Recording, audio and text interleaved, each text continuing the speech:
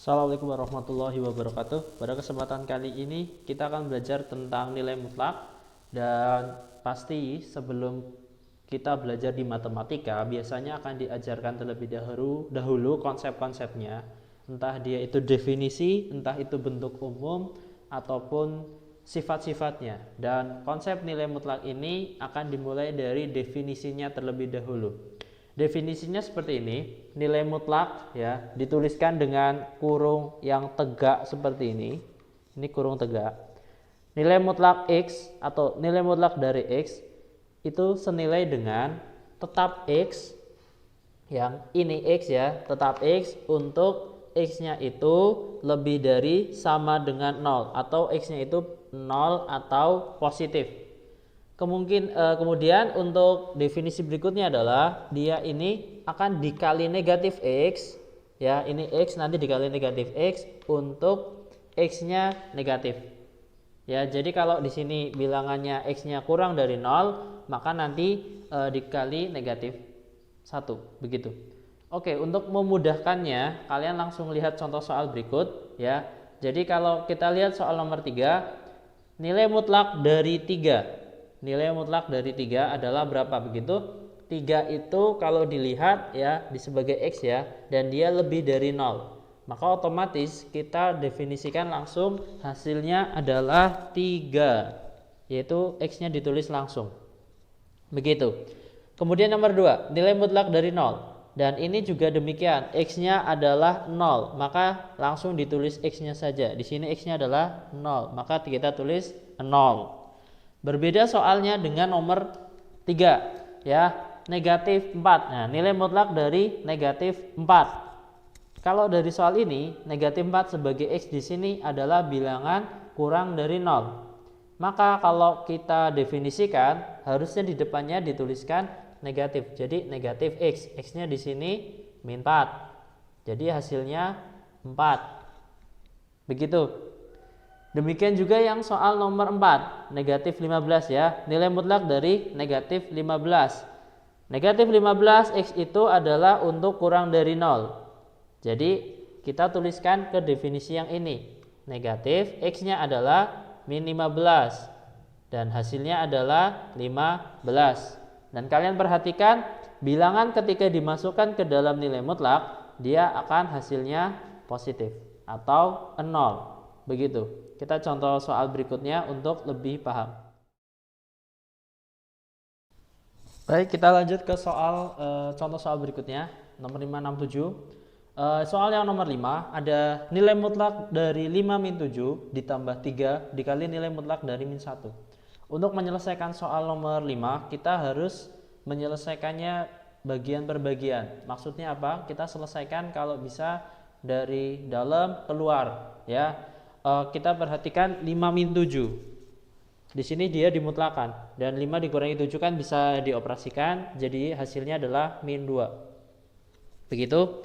Kemudian ditambah 3 dikali nilai mutlak dari min 1, dan kita akan langsung ya simpulkan bahwa min 1 ketika dimutlakan jadinya positif 1. Nah, prosesnya seperti contoh soal nomor 1 sampai nomor 4 tadi, begitu.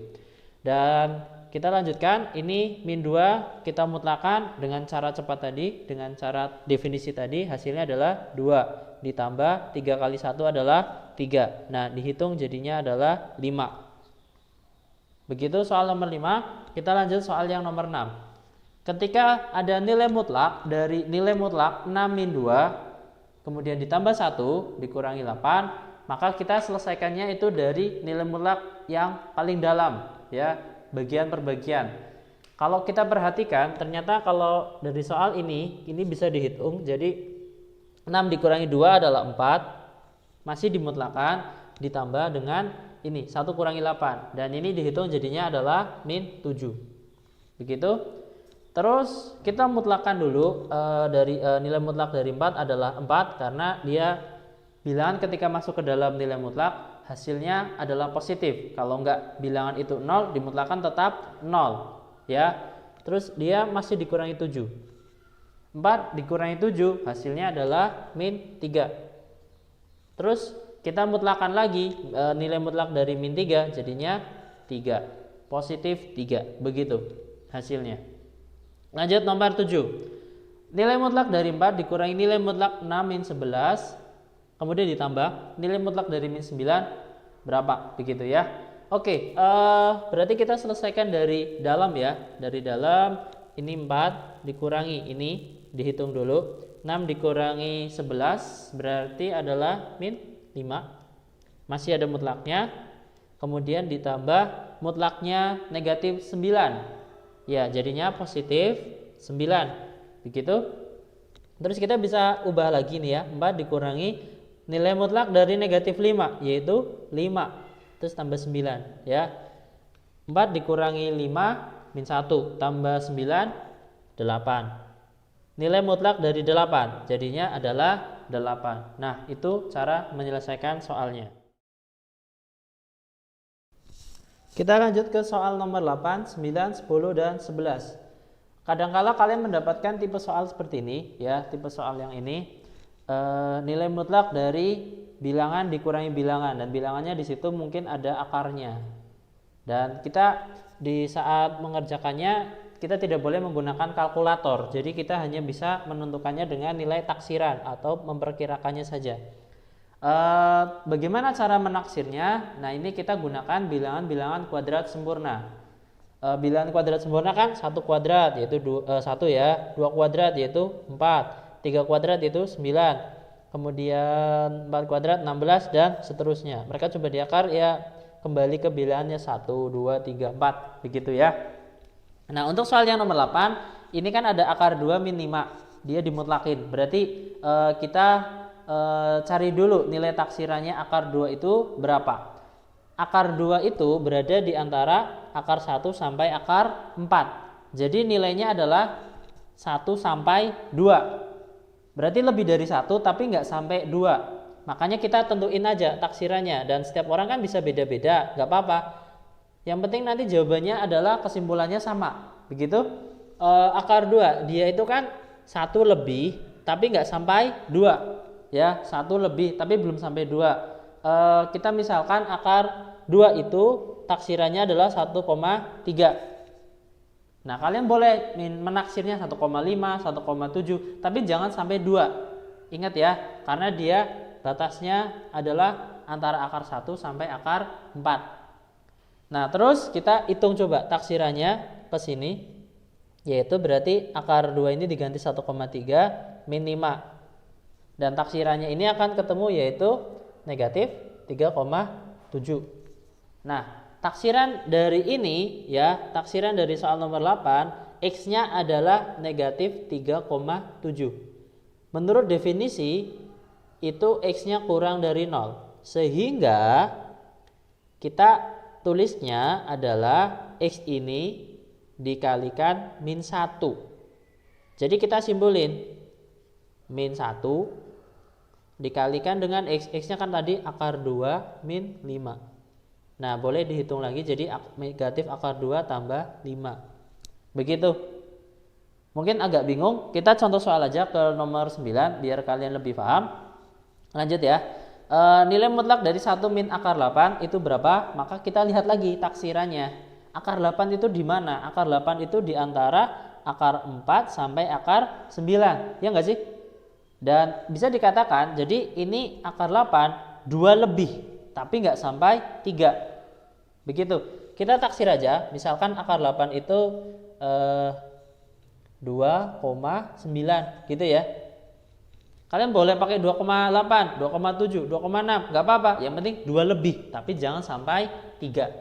Terus kita hitung ya taksirannya. Berarti apa nih? 1 dikurangi 2,9. Berarti nilai taksirannya adalah negatif 1,9.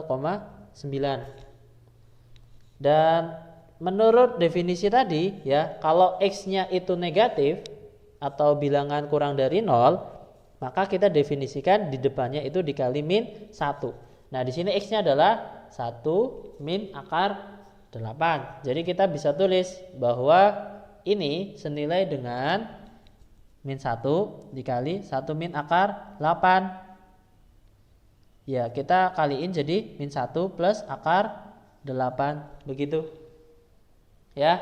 Next, biar lebih paham lagi, nomor 10. Akar 17 min 3 dimutlakan ya. Akar 17 ini rentangnya di mana? Ya. Dia itu rentangnya adalah di antara akar 16 sampai akar 25. Ya kan? Akar 16 itu 4, akar 25 itu 5. Berarti dia ini lebih dari 4, ya enggak sih? Tapi enggak sampai 5. Kita cari nilai itunya, kisarannya saja atau nyari pendekatannya yaitu 4,1 misalnya. Kalian boleh 4,3, 4,5, tapi jangan sampai 5 ya. Terus kita coba nilainya dihitung nilai itunya pendekatannya, atau ini akar 17 diganti 4,1 dikurangi 3. Nah, ini kan ketemunya adalah 1,1.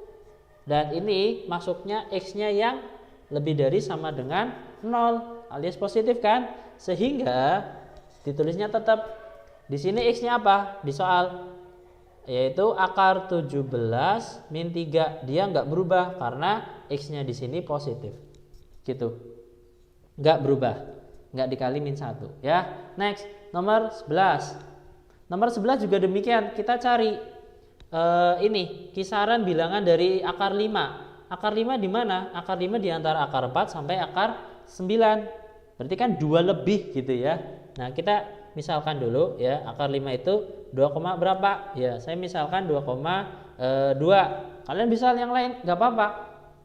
Terus kalau kita hitung berarti 4 dikurangi 2,2. Nanti ketemunya adalah 1,8 ya. Dan 1,8 ikutnya X yang lebih dari 0. Jadi X-nya tetap. Di sini X-nya siapa? Ternyata X-nya adalah 4 min akar 5. Nah, itu jawabannya ini. Kesimpulannya adalah ini. Kemudian mana? Ini. Begitu. Berikutnya soal yang nomor 12. Oke, ini soalnya berbeda dengan soal sebelumnya. Kita hanya disuruh mendefinisikan dari bentuk berikut. Definisikan nilai mutlak berikut. Yang nomor 12A, nilai mutlak dari X plus 3 ya. Oke, untuk membuat definisinya kita harus menentukan batasnya terlebih dahulu. Karena kalau kita perhatikan ternyata definisi mutlak yang sebelumnya ada batas lebih dari sama dengan 0 dan kurang dari 0. Nah, itu dapatnya dari mana? Kita logikanya adalah cari dulu ini X plus 3 nya sama dengan kan 0 dulu ya. Jadi X plus 3 itu sama dengan kan 0. Jadi X sama dengan min 3. Dan itulah yang dijadikan batas. Batas yang untuk bilangan ini. Terus kita buat definisinya. Kurung kurawal ya di depan sendiri. Kemudian tuliskan pertama adalah X plus 3. Dia tidak diubah untuk X-nya yang lebih dari sama dengan min 3. Jadi di awal itu selalu dimulainya dari lebih dari sama dengan. Untuk yang berikutnya adalah kita kalikan negatif. Negatif X plus 3 gitu untuk X-nya kurang dari min 3. Dan selesai untuk nomor 12 yang A. Kita lanjut soal yang B. Nilai mutlak 2x min 1 kita minta didefinisikan ya. Jadi kita samain gitu tadi. 2x min 1 sama dengan kan 0. Jadi 2x sama dengan 1. X sama dengan setengah. Ya kan? Terus kita buat definisinya. Karena kita sudah tahu batasnya ya. Batasnya ini setengah. Untuk yang pertama adalah tetap menjadi 2x min 1 ya, nggak berubah. 2x min 1 untuk X-nya lebih dari sama dengan setengah. Kenapa? Lihat nih, X-nya tetap, ini tandanya lebih dari sama dengan. Kemudian yang berikutnya adalah negatif dari 2x min 1 untuk X, ini tandanya kurang dari setengah. Begitu. Selesai ya. C, nilai mutlak dari 3x plus 5 per 4. Nah, berarti sama, kita cari dulu batasnya. 3x plus 5 per 4, kemudian sama dengan ini 0 dulu. Kemudian 4 dikali silang kan 0. Ya, 4 kali 0 kan 0 ya, sama dengan 0. 3x sama dengan kan 5 pindah ruas, min 5. Berarti x sama dengan min 5 per 3. Begitu, itu batasnya. Baru kita tentuin definisinya. Berarti definisi pertama adalah dia tetap 3x plus 5 per 4 untuk x lebih dari sama dengan ini min 5 per 3, atau yang ini dikali negatif min 3 gini ya per 4 untuk x kurang dari min 5 per 3. Begitu, gampang kan untuk mencari definisi dari nilai mutlak tadi. Terima kasih.